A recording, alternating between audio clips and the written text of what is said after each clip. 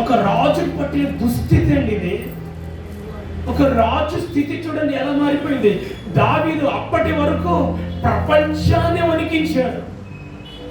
అప్పటి వరకు ఇలాంటి రాజు భూమి మీద ఎవడలేడు.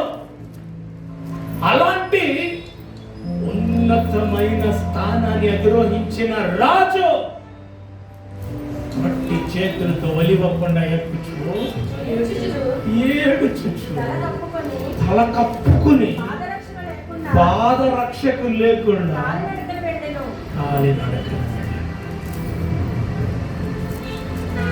అదే ఆ స్థానంలో మనం అనుకుంటే దేవుడికి ఒక దండం పెట్టేసి, ఏమండి విశ్వాసం వద్దురా బాబు, ఈ పాటలు వద్దు, ఈ ఆరాధన వద్దు, ఈ చర్చి వద్దు, ఈ దేవుడు వద్దు అని చెప్పేసి ఎప్పుడు వెళ్ళిపోయేవారు.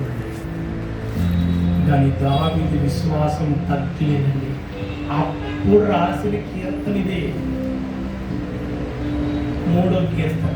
యెహోవా నేను చెప్తాను.